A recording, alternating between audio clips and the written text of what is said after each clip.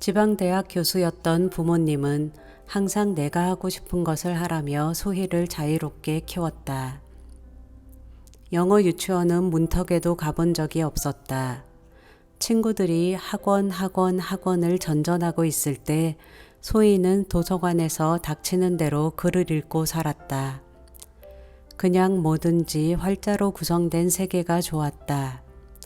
소희에게는 현실 세계보다 책 속의 세상이 더욱더 생생하게 느껴지기도 했다. 책 속 세상에 들어가면 소희는 꿈속보다 자유로웠다. 특히 모험을 떠나는 이야기가 좋았다.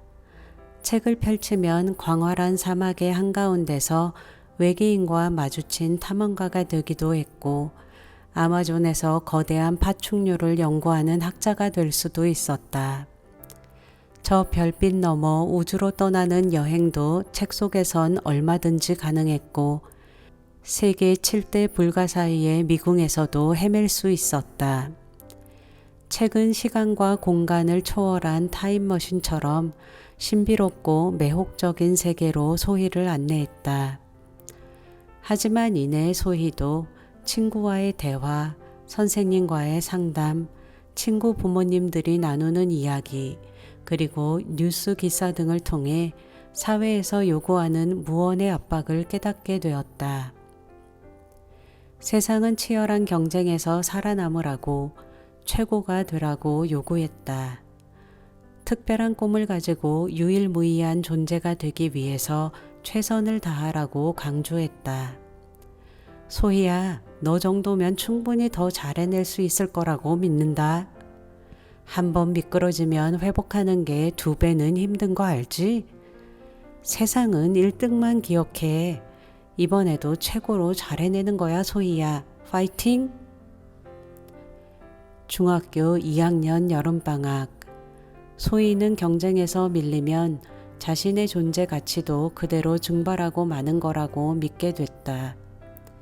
경쟁에서 이긴 뒤에 어떤 직업을 가진 사람이 되겠다는 생각을 딱히 해본 적은 없었다. 그저 경쟁에서 지는 게 싫을 뿐이었다. 소희의 아빠는 소희가 기억이 나는 순간부터 정교수였지만 엄마는 소희가 중학생이 되어서야 간신히 정교수 자리에 올랐다.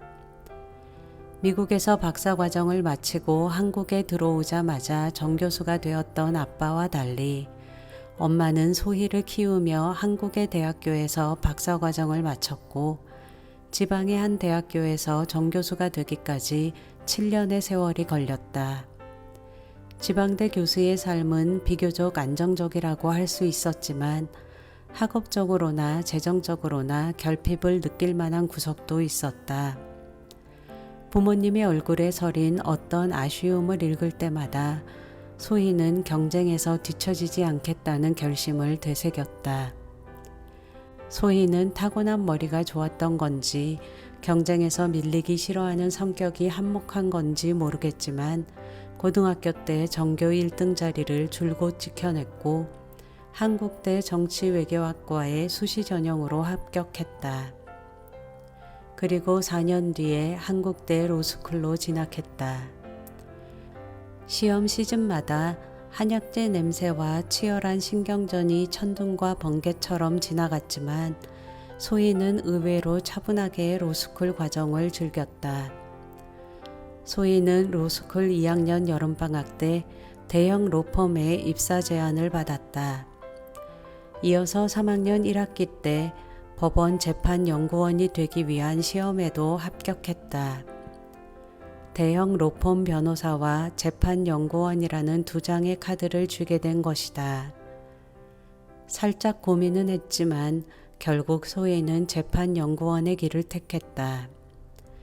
재판연구원 업무는 생각보다 방대했다.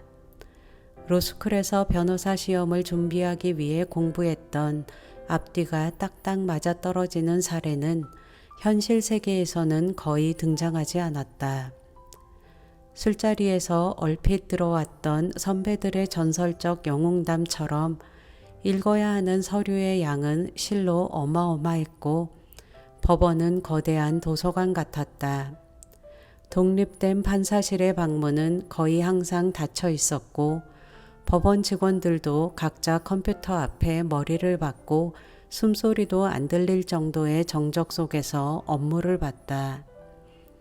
가장 시끄러운 소리는 산처럼 쌓인 서류철을 카트에서 주르륵 얹은 다음 어디론가 끌고 가는 카트 소리였다. 회식도 거의 없었다. 각자 할 일이 끝나면 알아서 퇴근했다. 검찰 실무 수습이 끝나고 검사가 된 동기에게 얘기를 들어보면 군대에 다시 들어간 것 같은 느낌이라고 했다. 법원은 개인주의 공화국이었다. 간식을 먹으려고 사다리를 타거나 점심때 맛집을 찾아가는 등의 일들은 없었다. 그래도 소희는 법원이 좋았다. 막막하게 보이던 방대한 자료가 머릿속에 어느 정도 정리되어 사건의 형태가 구체적으로 드러나고 논리적으로 재구성되는 과정은 이야기가 만들어지는 순간처럼 느껴졌다. 자신의 자리는 작은 섬이었다. 무인도나 다름없는 3평짜리 섬에서의 틀에 박힌 시간과 침묵과 정적으로 가득 찬 하루가 소희는 마음에 들었다. 지금 소희는 재판연구원 3년 과정을 끝내고 서초동의 작은 로펌에서 변호사로 근무한 지 3년째였다. 내년이면 판사 지원이 가능한 법조 경력 7년을 채우게 된다. 내년 가을에 판사 자리에 지원해서 내후년 봄부터 법복을 입는 것이 계획이었다. 34살 판사 최소희. 컨베이어 벨트가 돌아가듯 일정한 속도로 정해진 순서에 도달할 당연한 미래라고 생각했다. 그 일이 일어나기 전까지는.